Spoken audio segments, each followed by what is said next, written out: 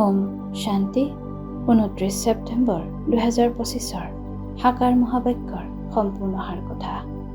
মৰমৰ সন্তানসকল, পিতা আহিছে তোমালোকক জ্ঞানৰ তৃতীয় নেত্ৰ দিবলৈ, যাৰ দ্বাৰা তোমালোকে সৃষ্টিৰ আদি মধ্য অন্তক জানা।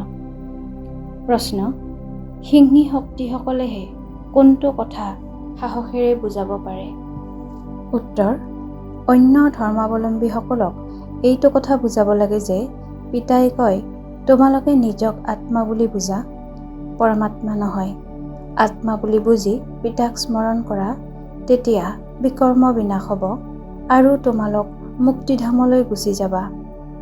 পৰমাত্মা বুলি ভাবিলে তোমালোকৰ বিকৰ্ম বিনাশ হ'ব নোৱাৰে।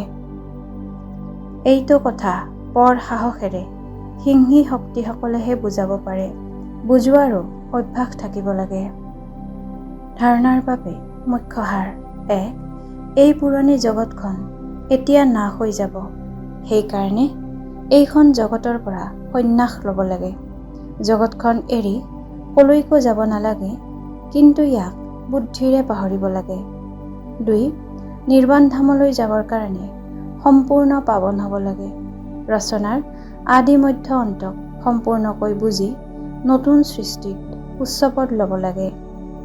বৰদান: যিকোনো আত্মাক প্ৰাপ্তিৰ অনুভূতি কৰাওঁতা যথাৰ্থ সেৱাধাৰী হোৱা। বিস্তাৰ: যথাৰ্থ সেৱা ভাৱ অৰ্থাৎ সদায় প্ৰত্যেক আত্মাৰ প্ৰতি শুভ ভাৱনা, শ্ৰেষ্ঠ কামনাৰ ভাৱ। সেৱা ভাৱ অৰ্থাৎ প্ৰত্যেক আত্মাক ভাৱনা অনুসৰি ফল দিয়া।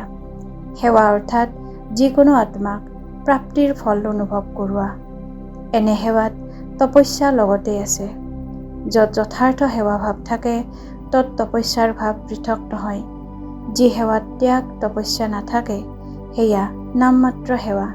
সেইকাৰণে ত্যাগ তপস্যা আৰু সেৱাৰ সংযুক্ত ৰূপেৰে সঁচা যথাৰ্থ সেৱাধাৰী হোৱা।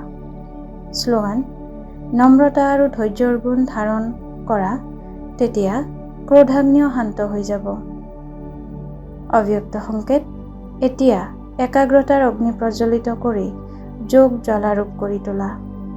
এতিয়া নিৰ্ভয় জ্বালামুখী হৈ প্ৰকৃতি আৰু আত্মাসকলৰ ভিতৰত যি তমগুণ আছে সেয়া ভস্ম কৰা। তপস্যা অৰ্থাৎ জ্বালা স্বৰূপ স্মৃতি।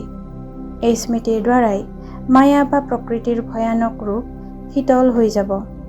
তোমালোকৰ তৃতীয় নেত্ৰ জ্বালামুখী নেত্ৰই মায়াক শক্তিহীন কৰি দিব।